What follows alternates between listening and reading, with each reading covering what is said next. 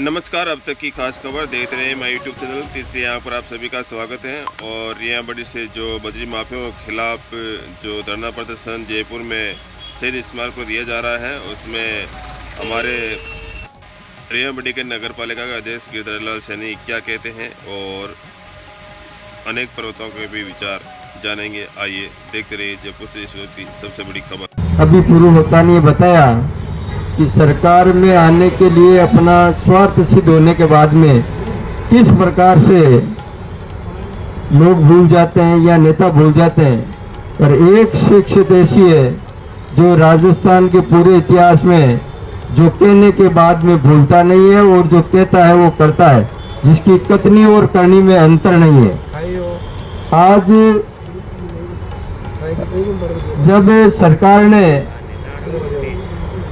ये कहा कि भाई बजरी है वो इस प्रकार से बिल्कुल पारदर्शी तरीके से इसका ऑक्शन होगा, और मैं कहता हूँ कोई पारदर्शिता उसमें मुझे हमें दिखाई दी नहीं।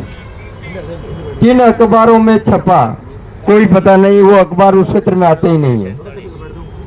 तब उनकी मीटिंग हो गई, गांव वाले आए कि नहीं आए, मीटिंग हो गई, बस इतना सा उनका औपचारिकता पूरी हो गई। हमने हर कार्यालय में जाकर के अपनी पीड़ा सुनाई, उसके बाद में भी कहीं से कोई संतोषजनक जवाब नहीं। और हम जहां भी गए तो हमें यही कहा कि आपके एमएलए क्या चाहते हैं, उनको कार्यकर्ताओं की आवश्यकता नहीं है। एमएलए जीत गया, उसके बाद में संपूर्ण कार्यकर्ता उस एमएलए के बंधुआ मजदूर है।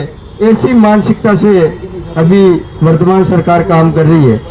किसी कार्यकर्ता ने कितना बड़ा उपकार किया, उसके जीवन में कौन कौन से कष्ट झेल करके वो उनके साथ रहा, ये कोई नहीं देखता। आज मात्र एक हनुमान जी बेनीवाल है।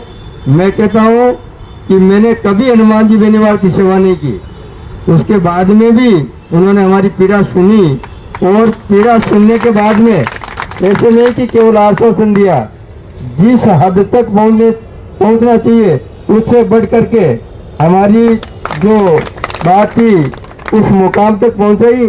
आज इस स्तर पर है हम कि हम हमारी कटी हुई नाक को वापस जोड़ने की स्थिति में है, नहीं तो वो नाक भी ले जाते। और हमने ये कहा था 50-100 आदमी को करोड़पति और अरबपति बनाने के लिए हमारे 20 गांवों का भविष्य मत उजाड़ो। हमारी किसी ने नहीं सुनी, केवल एक शख्स हनुमान जी बेनीवाल जी ऐसे हैं जिन्होंने सुनी। और आज हम अपने आप को सुरक्षित हाथों में महसूस कर रहे हैं।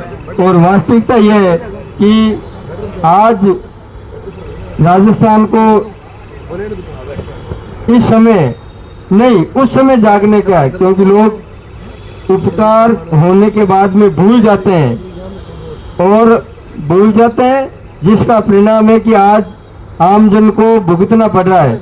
मैं कहता हूँ उस समय जिस समय हनुमान जी को हमारे मत की आवश्यकता हो, वो दिन याद रखना है कि हमें जिस समय कष्ट बढ़ा उस समय वो आदमी काम आया। आज हमारी नैतिक जिम्मेदारी बनती है कि हम हनुमान जी के साथ रहें। मैं पुनः मुझे बोलने का अवसर दिया, और आज इतनी बड़ी जो लड़ाई है जो सरकार से लड़ रहे हैं, मैं ऐसे शख्स को साधुवाद, आभार और अभिनंदन, और ऐसे परिवार में मैं तो उनके माता पिता को भी धन्यवाद देता हूं कि उन्होंने ऐसे एक संजीवनी वाले और जीवटता वाले इंसान को जन्म देकर के राजस्थान की राजनीति में भेजा है। और मैं उनके उज्जवल भविष्य की और दीर्घायु होने की कामना के साथ साथ एक बार ऐसा प्रभु से प्रार्थना भी करता हूं कि ऐसे आदमी को एक बार राजस्थान की जनता की सेवा करने का अवसर मिले। इन्हीं शब्दों के साथ मैं मेरी वाणी को विराम देता हूं। जय हिंद, जय भारत। बहुत बहुत धन्यवाद चेयरमैन साहब। हमारे साथी युवा तो रोज यहाँ बोलते रहते हैं, और ये एक ऐसा प्लेटफॉर्म है जिसमें नेताओं हनुमान जी ने नेता बनने की मशीन लगा रखी है। प्रत्येक व्यक्ति को यहाँ बोलने का मौका मिलता है। आप हमारे बीच में पधारे, इसलिए आप सब लोगों का बहुत बहुत अभिनंदन।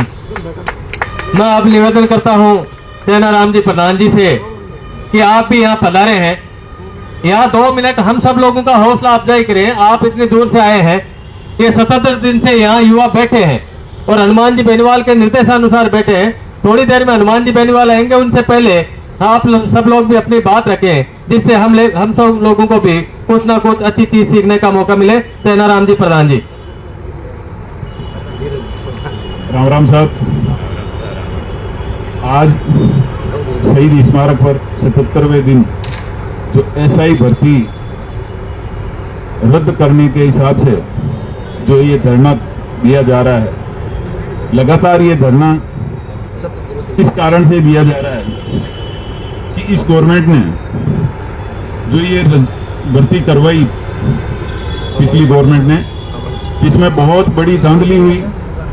उस धांधली का पर्दाफाश करने के लिए सामान्य हनुमान जी बेनीवाल साहब ने ये बीड़ा उठाया कि एक शुद्ध लड़के को, जिसने पूरी तरह से मेहनत करके अपनी कर्म से कमाई करके और ये उस जगह तक हासिल की है, तो उसमें सत्यता नहीं है, क्योंकि उन्होंने फर्जीवाड़े से ये काम करके और उनकी भर्ती हुई है।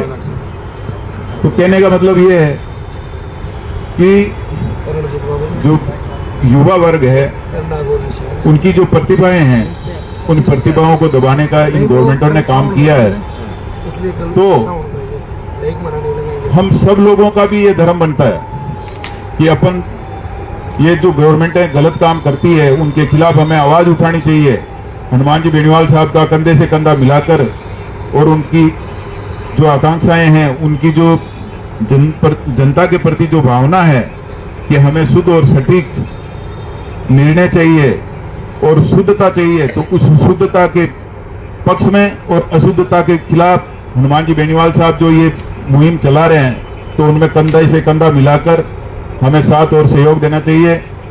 इस गवर्नमेंट में बैठे बड़े बड़े नेता, मुख्यमंत्री सभी आंखें मीच कर बैठे हैं और जनता के साथ क्या अन्याय हो रहा है उस बात का किसी को मालूम नहीं है।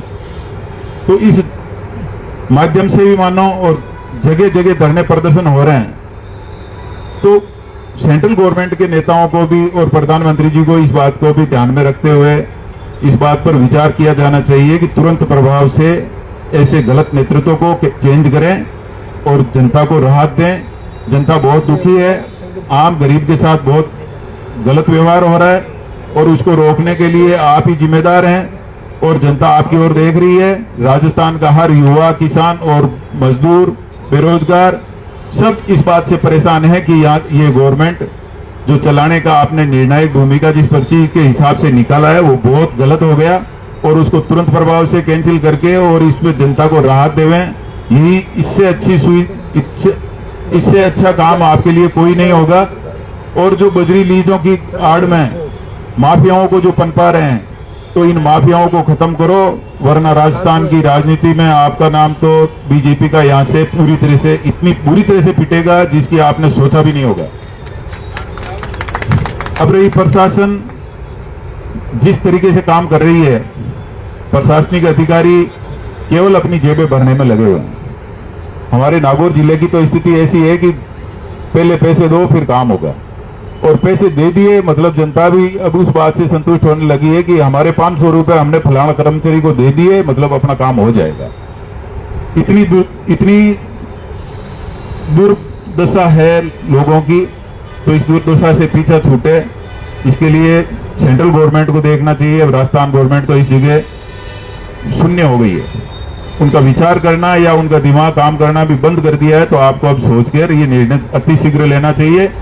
इसी आशा और विश्वास के साथ किसानों का साथ और युवा वर्ग के साथ आप भलाई करें। बहुत बहुत धन्यवाद, नमस्कार। धन्यवाद प्रधान जी।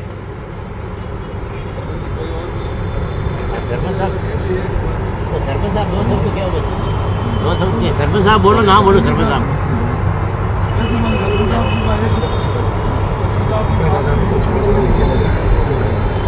राजस्थान यूनिवर्सिटी के छात्र नेता भाई कमल चौधरी आए और वो संबोधित करें। आज यूनिवर्सिटी में अलग ही अंदाज में संघर्ष कर रहा था। भाई के लिए जोरदार ताली।